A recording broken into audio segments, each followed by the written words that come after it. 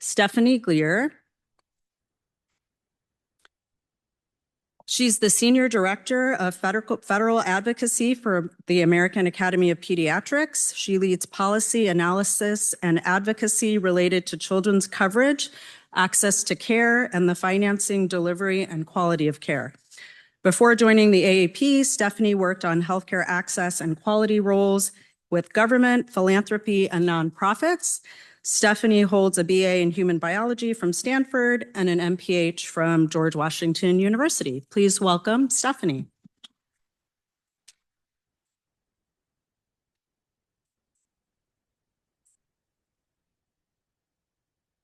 Hello, thanks for having me. I think I'm here for your post-lunch coma slot. So I'll do my best to keep it, at least a little engaging. I have to tell you before we actually get started, I cannot tell you how exciting it is to have a immunization and counseling without administration code that you can actually bill for. We have been working on this one for a while, and those G codes are real clunky. And I'm excited that the CPT codes are finally live. So I hope you all use them for all of the incredible counseling work that I know you're doing.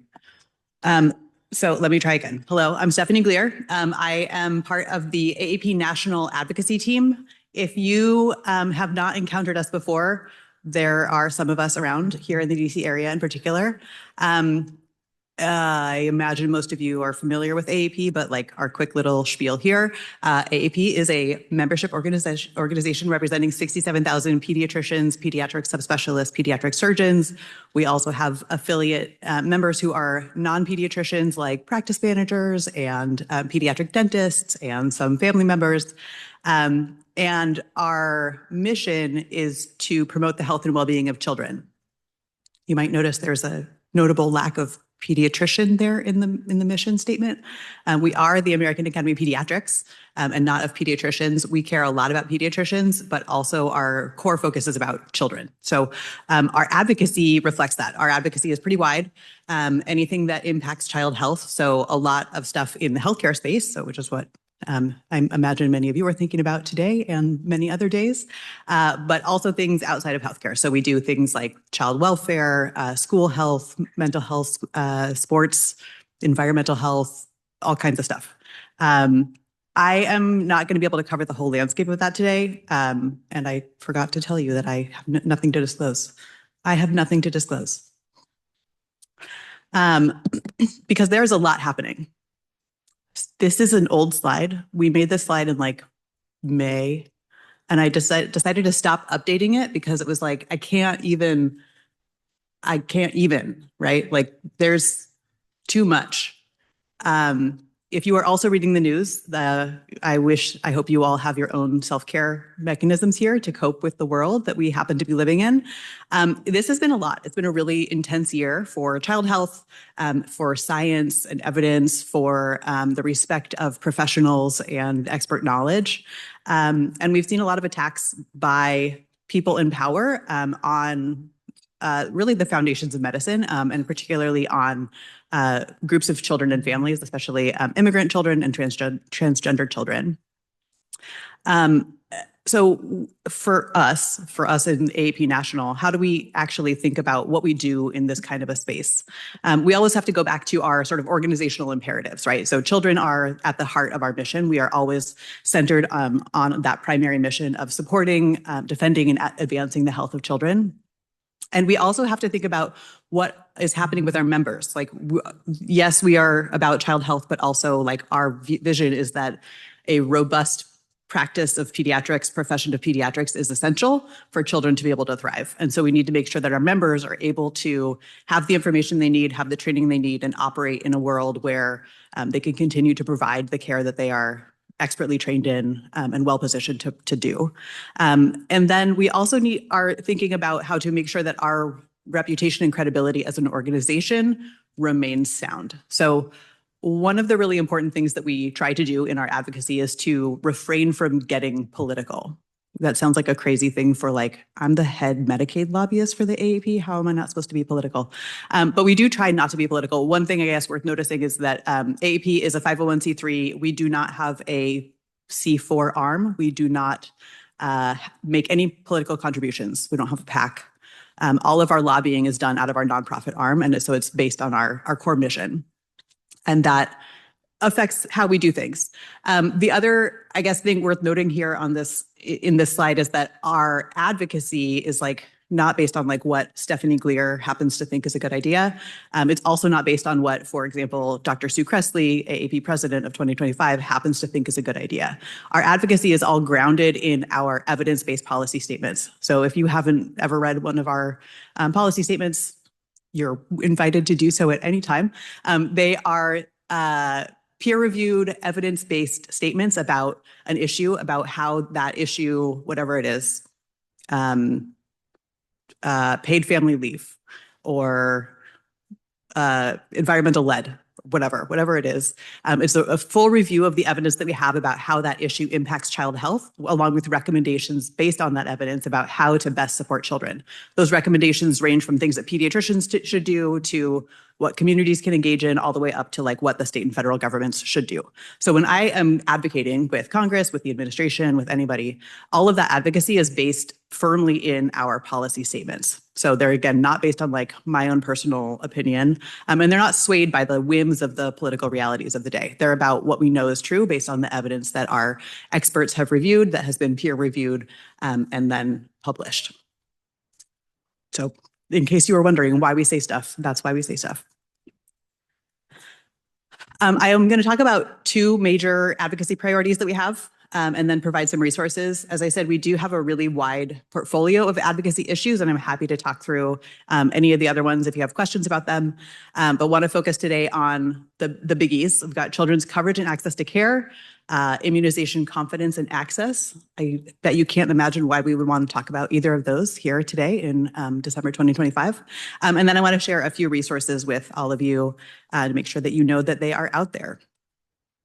Okay, when I say children's coverage and access to care, this is like actually a pretty huge framework. What I mean is coverage, right? So does somebody have insurance coverage to ensure that they are not bearing the full financial burden of receiving whatever care they need? And a lot of the time we're talking about Medicaid and CHIP. Our advocacy on coverage does also include things like the ACA health insurance marketplaces, big employer-sponsored insurance. We care a lot about parental insurance. But all of the coverage, like, do people have coverage as a starting point? It's hard for them to get in the door in a lot of cases unless they have coverage. So we're trying to make sure that kids have a starting foot in the door to start with. However, we also know that having an insurance card is sort of meaningless if it doesn't mean that you can actually get the care that you need. So we also think a lot about what timely access to care means, and that requires a strong pediatric workforce. If there are no pediatricians and no family docs and no NPs and some other folks, like, I don't know where the kids are supposed to go to get care, right? So we care a lot about making sure that we have enough pediatricians, pediatric specialists available to see kids. That also means we need practices that can keep their lights on and pay their bills in order to stay open for kids to come see them. We need enough hospitals with pediatric beds to be able to take care of kids when they need hospital care. And from back to the insurance link, we need to have enough network participation, right? So if you're a kid and you have, let's go back and rag on Aetna again because they downcoded, which we hate. So if you are a kid who has Aetna coverage and no pediatricians in your community are taking Aetna coverage, you don't really have access, right? You can still have coverage, but you're not getting the access you need. And so from a policy lens, what we think about is things like, are they paying enough? Are they making it administratively difficult? Are they doing a bunch of downcoding? Are they doing a bunch of other like credentialing problems? Or there's other stuff that they're doing to make it difficult for people to participate.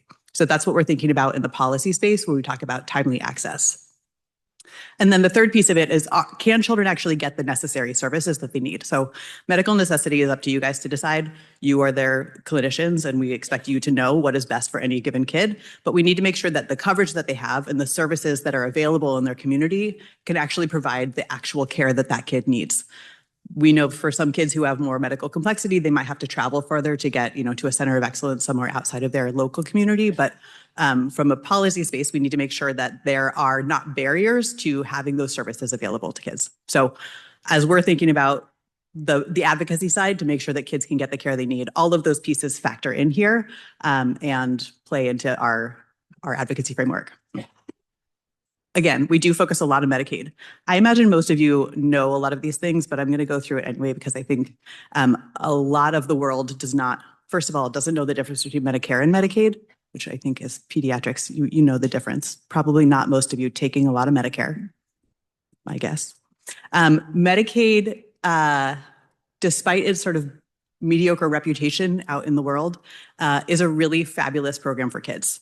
What we have seen to be true is that when kids are enrolled in Medicaid, they do better. They miss less school. They have much higher educational attainment. They are more likely to graduate high school and attend college. They become healthier adults overall. They have greater workforce participation. They are less likely to be involved in the justice system as an adult.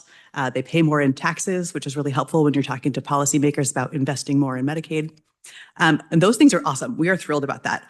The reason that we know that Medicaid works so well for kids is because it is designed specifically as a children's program. Baked directly into the law that created Medicaid is this amazing benefit that is impossible to talk about. It's called EPSDT, rolls right off the tongue, right?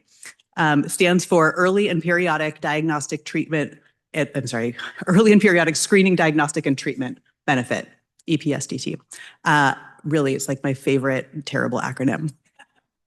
And what EPSDT means is that any kid who's enrolled in Medicaid should be guaranteed any medically necessary services. So they should be guaranteed all of the appropriate screenings.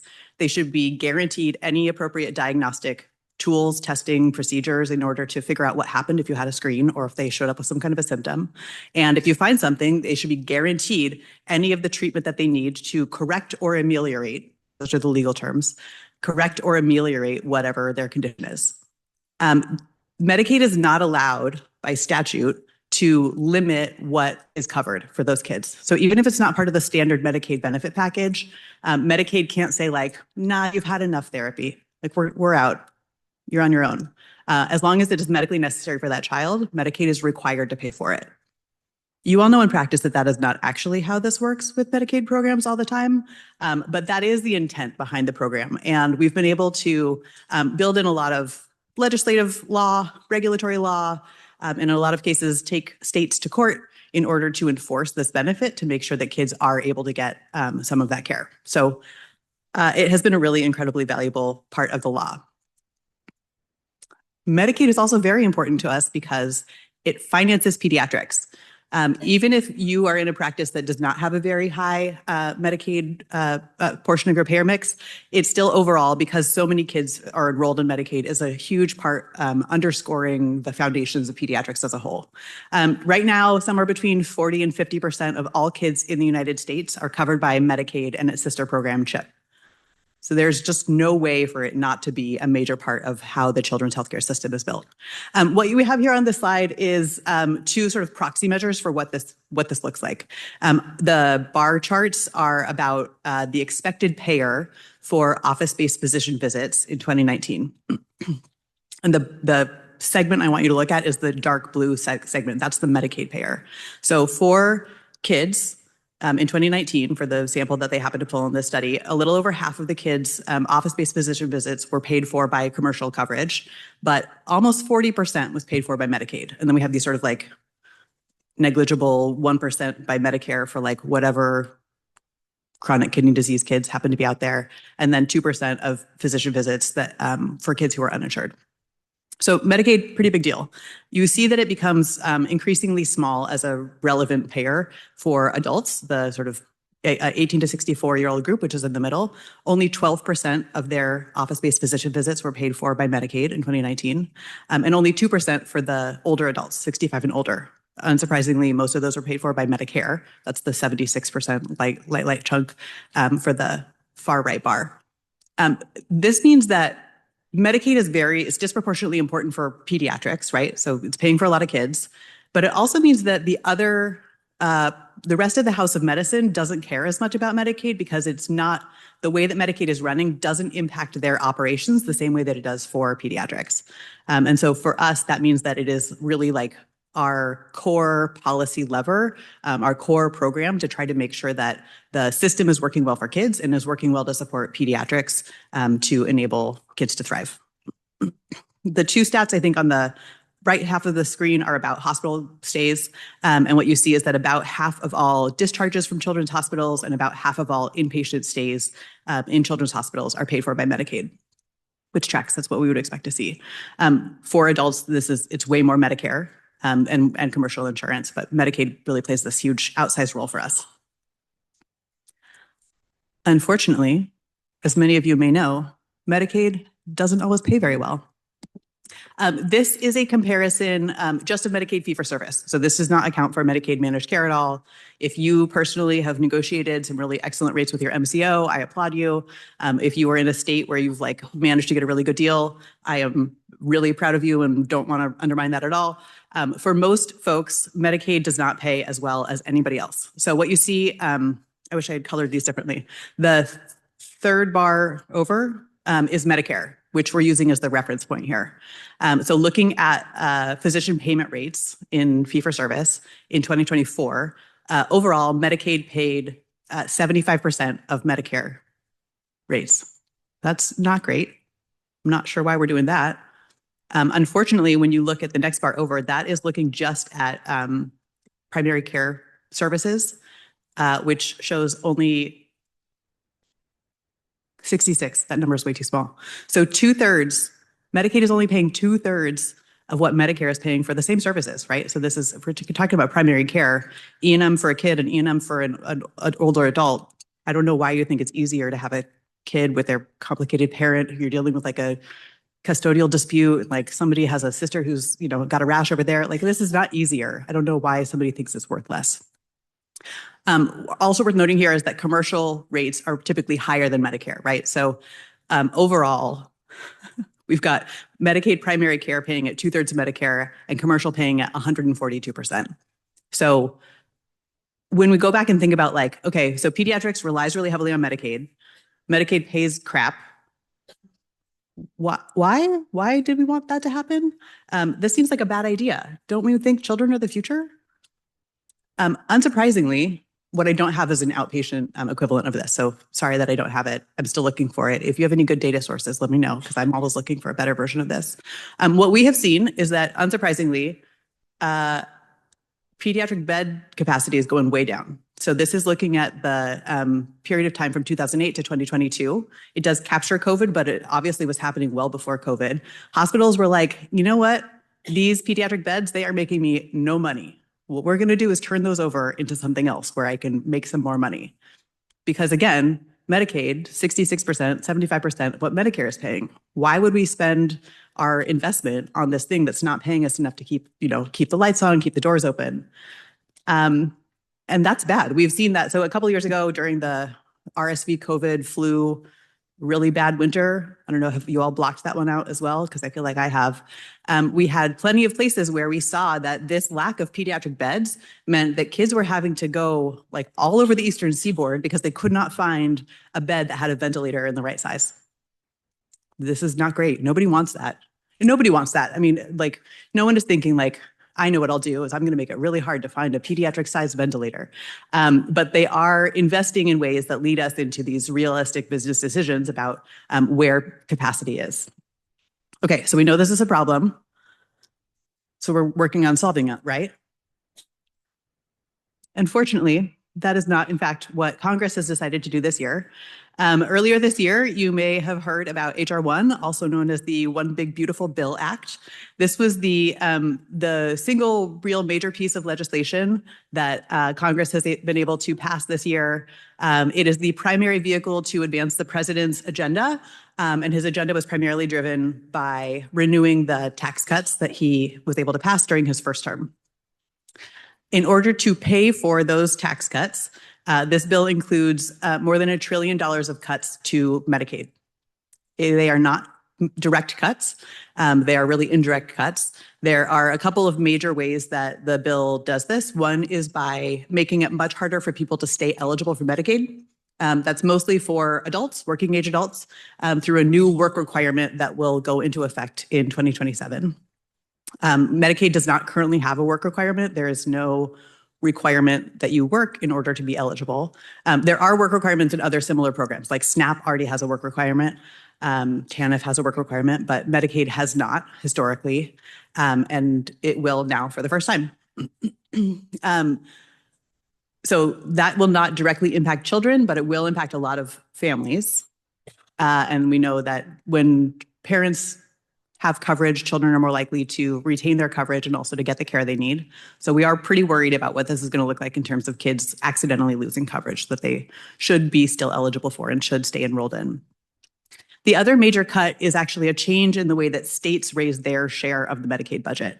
So in addition to lots of other complicated things about Medicaid, it is a state-federal partnership program where for every dollar a state spends on the program, the feds will kick in some additional funding.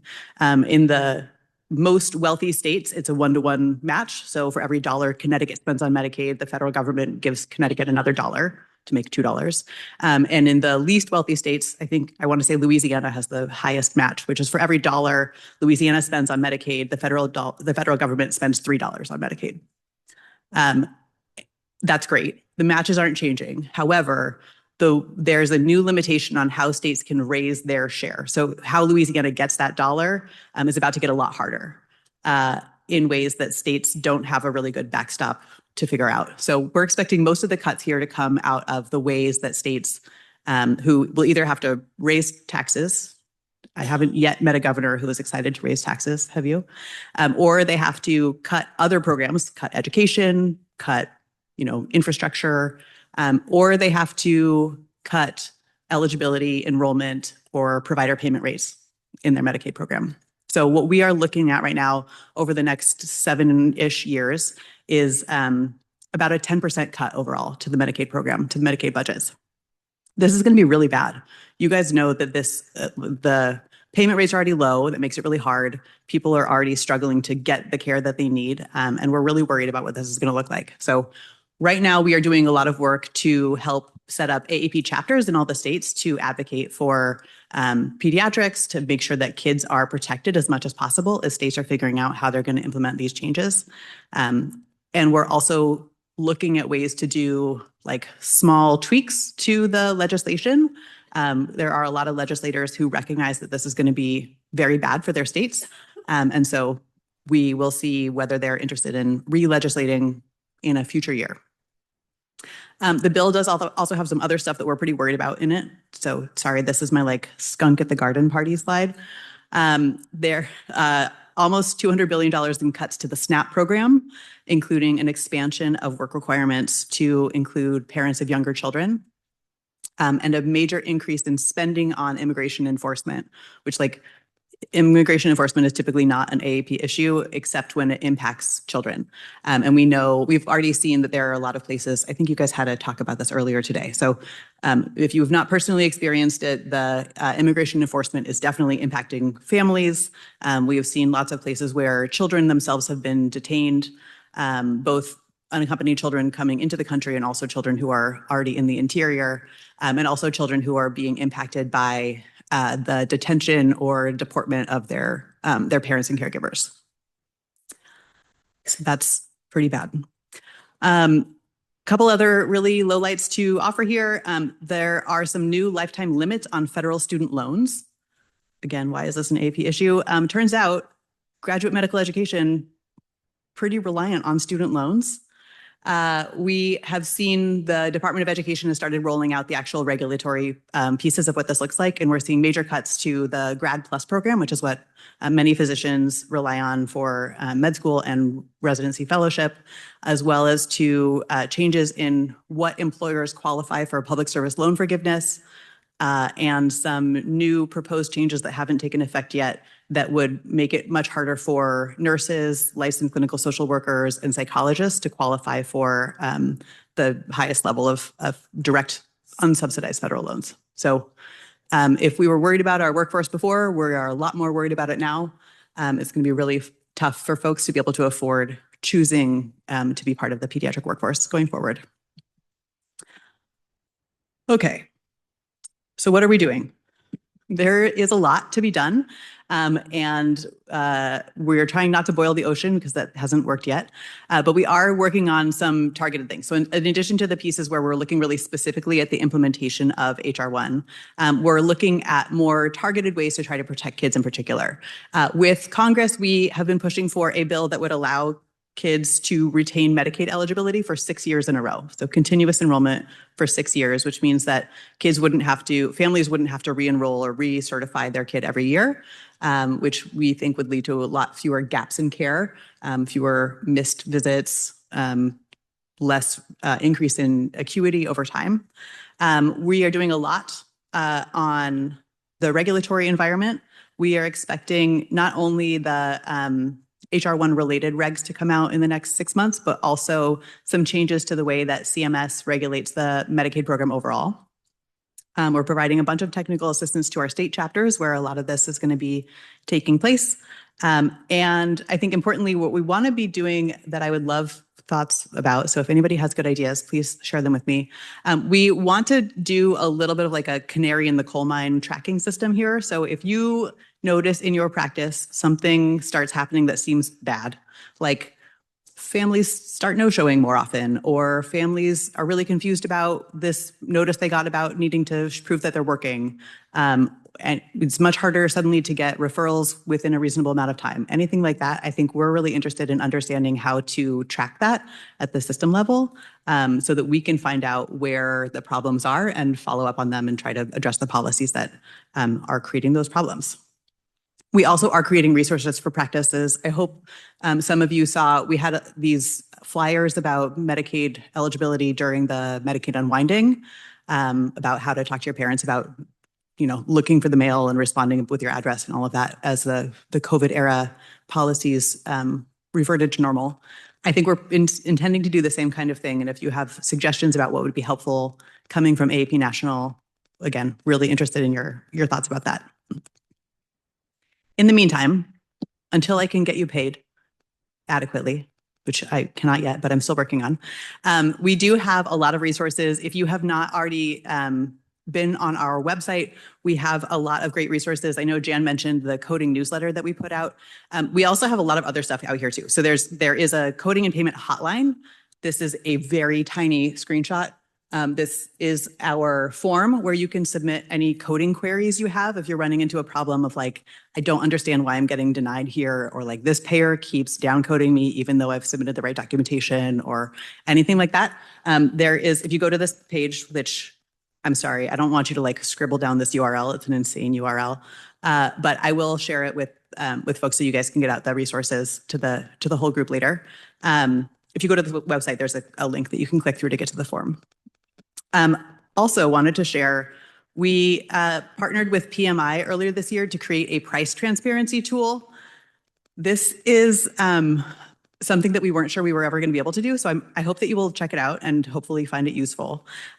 This is a collection of national data. All of the payers were required by law to report their data publicly about what they are paying for every code, right? Like this is like all the data is there. They've made it impossible to use because obviously why would they want you to know what they're paying other practices? But we worked with Polly to figure out a way to like build a script and actually process that data into something useful. And so if you go to this page, which again, I will share the link so you get it later, there are a whole bunch of tools here where you can look at state by state, payer by payer, what each payer is paying across these these quartiles for each code. We broke them down into a set of codes that we thought were going to be most useful for most practices. For example, this one is, I'm sorry, it's so small.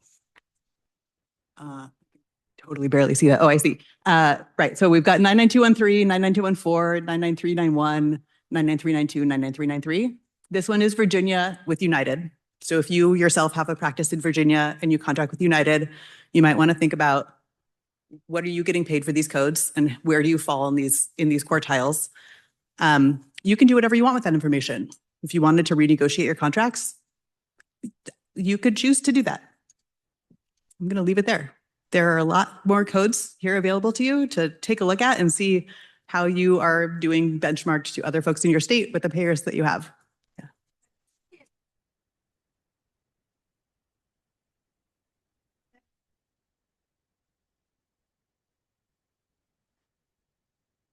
On PMI.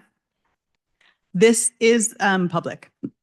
So what we have, if you pay, you can pay PMI more to have like a much more specific look at your own practice. and to look at more codes. But what we have made available here is like a subset of different groups of codes.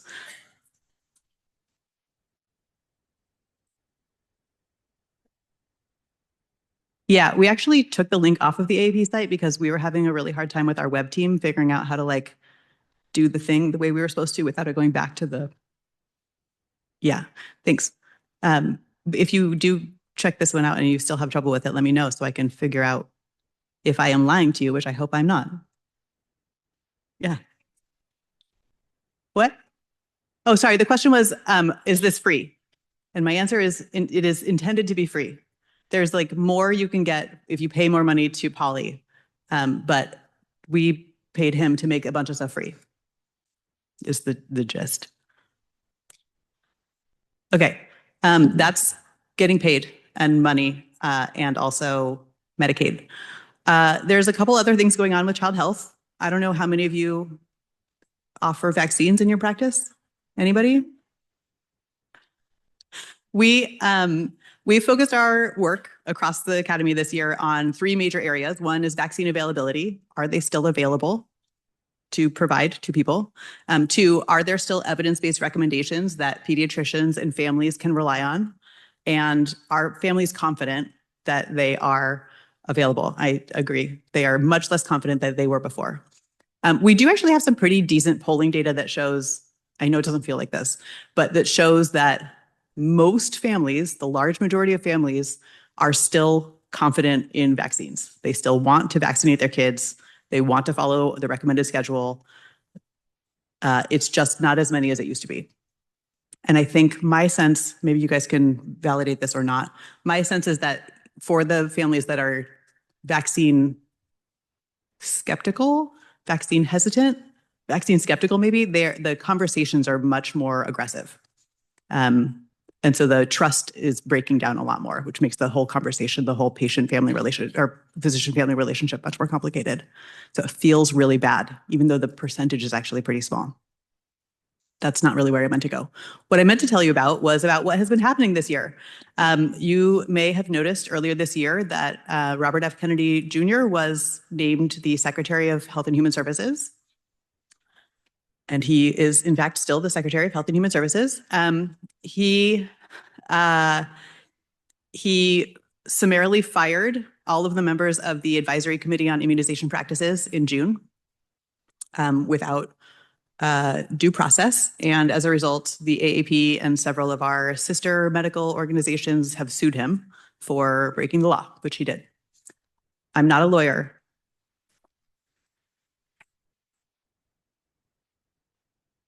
But we are pretty clear that he violated the law in how he changed the composition of ACIP and also in the changes that he made to the COVID vaccine recommendations without any due process. So we are in process of suing the secretary to both reinstate ACIP and also to go back to using an evidence-based process to update all of the recommendations on CDC's website. You may have followed earlier this year the new ACIP, which was handpicked and is still not fully fleshed out, made some changes to the recommendations for MMRV and also for COVID for kids. And they are undertaking a review that still seems a little bit unclear of the entire childhood vaccine schedule. We don't know what that means.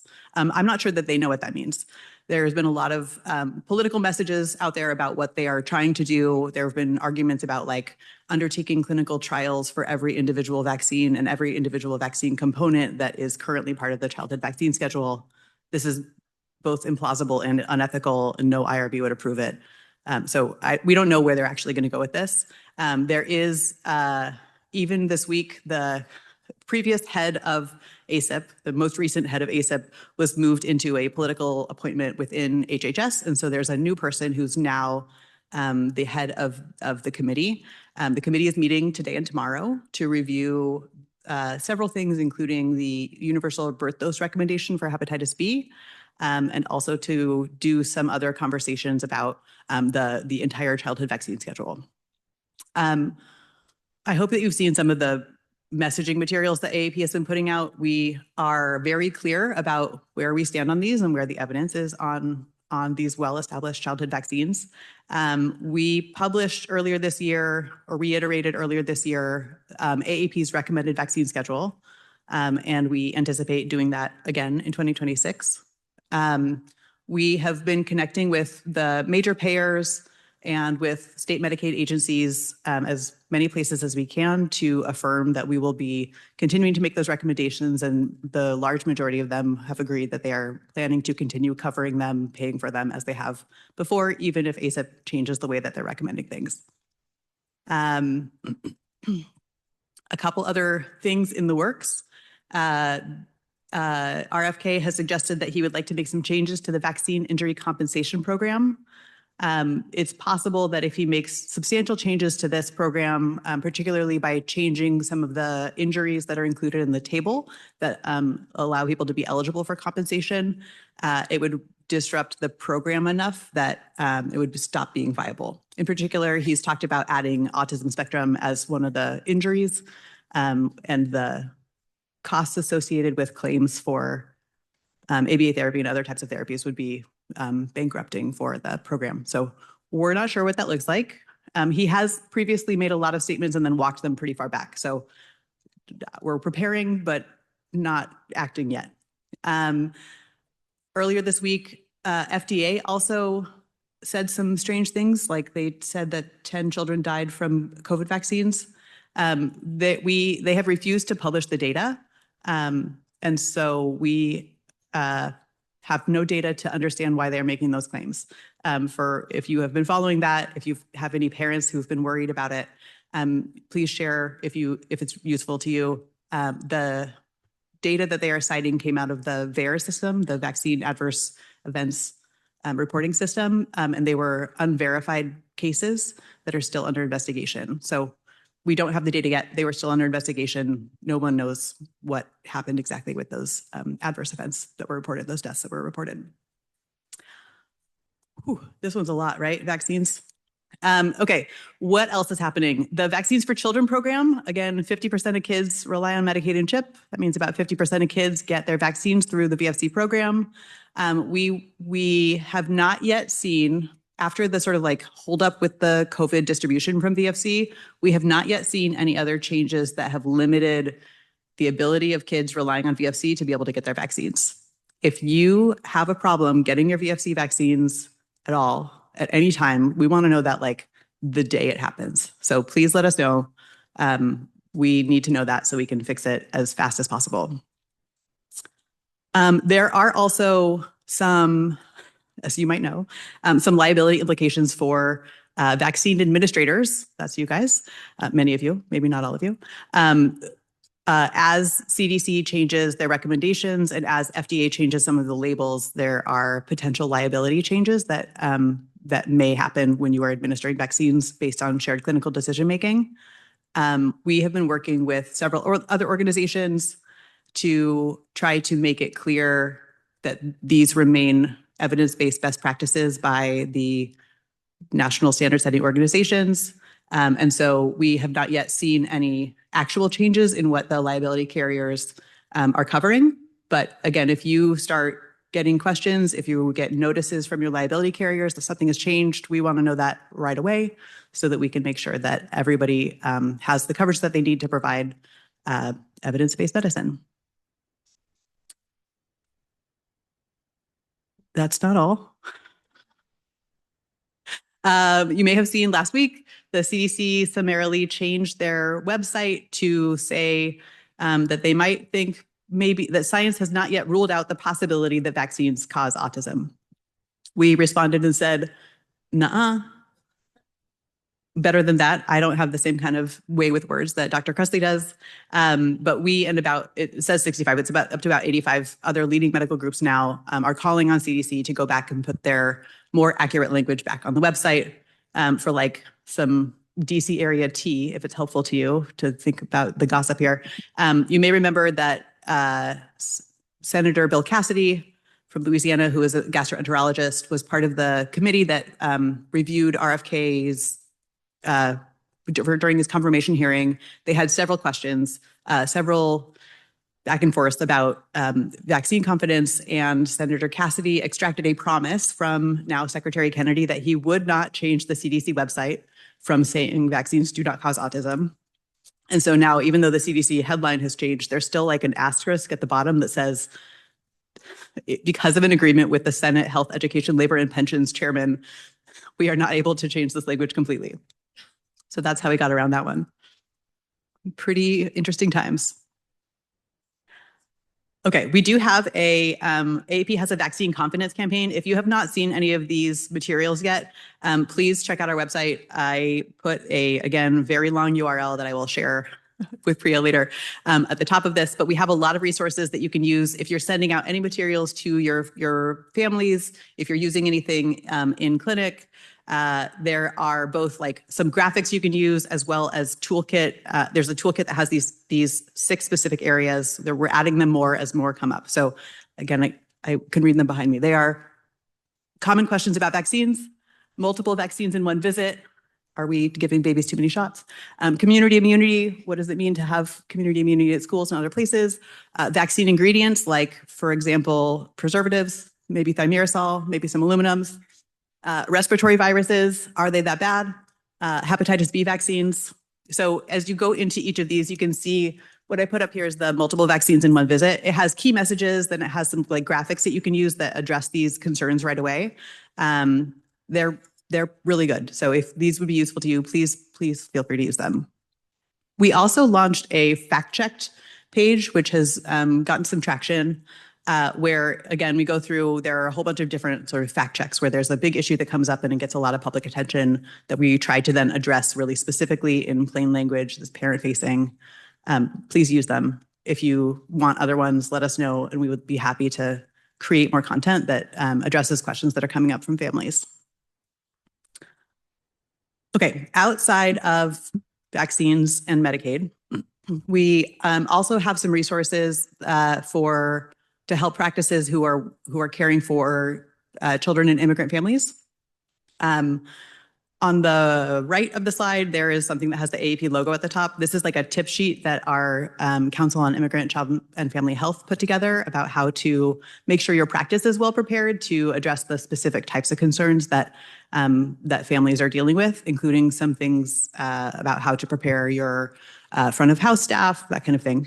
And then we also have, there's no link to this. There's a PDF that gets updated every once in a while and is circulated based out of a group at Yale that has a whole bunch of resources for supporting immigrant children and families.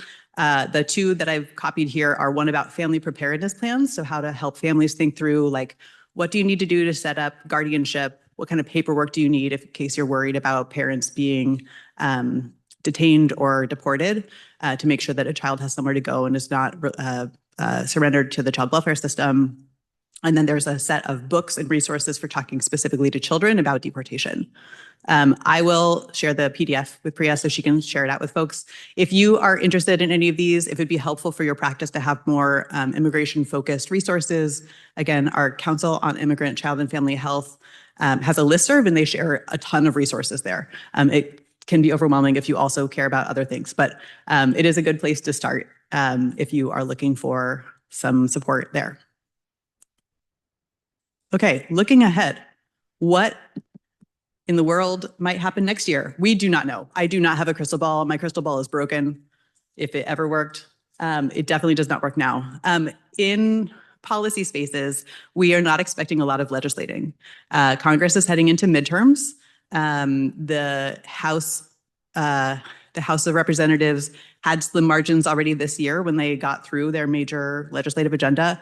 And since then, they have lost a couple seats. You may have seen in the news recently that Marjorie Taylor Greene announced that she will be resigning her seat in January. Nancy Mace just, I think yesterday, announced that she is also thinking about resigning. She finds it to be an inhospitable work environment. And so if those seats are unfilled, then the Republican majority becomes even smaller and it'll be even harder for Congress to get any work done. So if you thought this was bad, this is like a hold my beer kind of a moment, the 2026 is saying to 2025. We are expecting the administration to do a whole bunch of regulating. There's a lot of regulatory work that they are going to be doing to implement HR1 in particular, but there are also a lot of other priorities that they have had that they were not able to execute through the flurry of executive orders that came out earlier this year that they're sort of trying to get to whenever they have the time for it.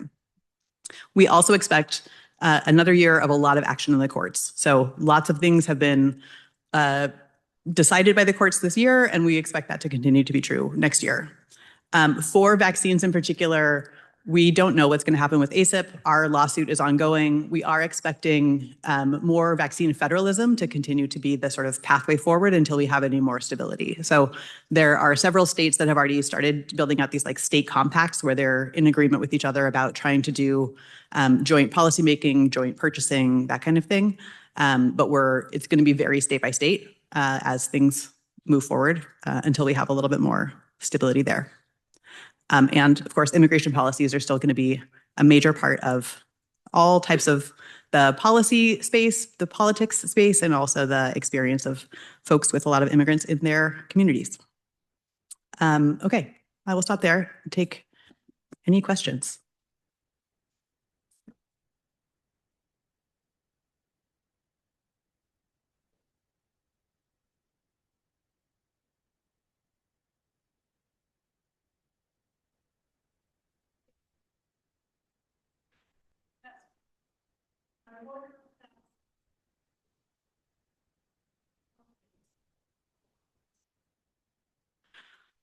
Okay, the question was, AAP was not able to give oral testimony at the ACIP meeting today. Are we planning to put the testimony out or share that we were not invited?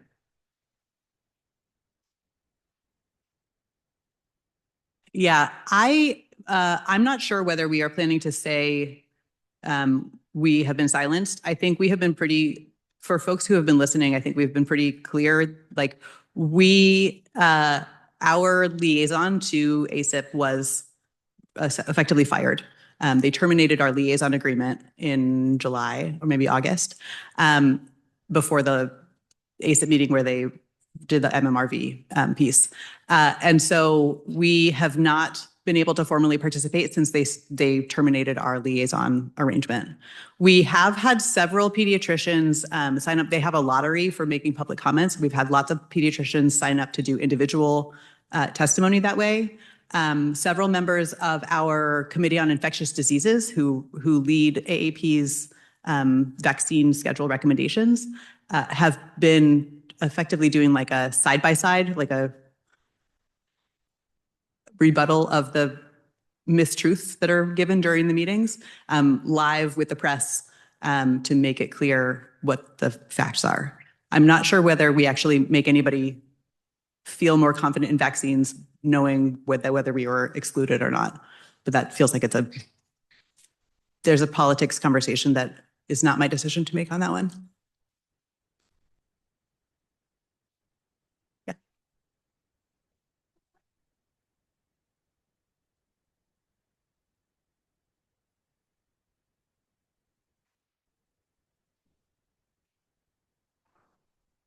ASL, for example, and also some private payers have mental health carved out to a third-party administrator. So I was wondering, are we able to look in that level of detail on the benchmark tracker so we could track like Maryland Medicaid mental health versus physical health, for example? Yeah, that's a great question. I don't remember off the top of my head which categories of services were included and whether specifically, is it Magellan? Is Magellan the ASO that Maryland is using? Carillon, yeah. I don't remember whether Carillon and Magellan were actually included in the set of payers, but I am going to write it down and take it back so we can at least, if we don't have it up there now, that we can add it in because I agree. We know how bad the payment is. Although benchmarking everybody being at 0, it doesn't help much, does it?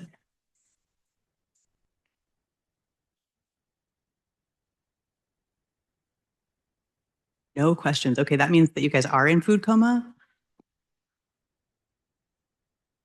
Depressed. So sorry. Everywhere I go, I'm just like the gloomiest cloud. Sorry, I just wanted to ask, can everybody raise their hand if they work for a vaccine mandatory practice, meaning their patients have to vaccinate or they're not allowed to be seen? Is that most of everybody? Okay. What is AAP's stance on that? Because we are not at our practice. I had an 11-year-old who hadn't had care for 6 years and had a reascended testicle, which was heartbreaking, that got missed for God knows how many years. I'm so sorry to hear that. AAP does not have a position either way. We support practices making decisions based on their own need to protect their staff or to protect children with complex medical needs in their practice. And we also know that every child needs to have access to care. And so if every practice in a community refuses to see a patient, then there are no more opportunities to help that patient receive the care that they need. So we don't have a firm position on it. Okay, well, please, this is my email. I do check it and respond to people, at least most of the time. If you have questions, if you have ideas, especially about how we can track when things go wrong, again, if you have a problem with VFC, if you have a problem with your liability carrier, we really, really want to know. So you can email me. You can also email, there's a whole bunch of AAP emails, but mine is good. This is the one I know off the top of my head. Thank you for having me.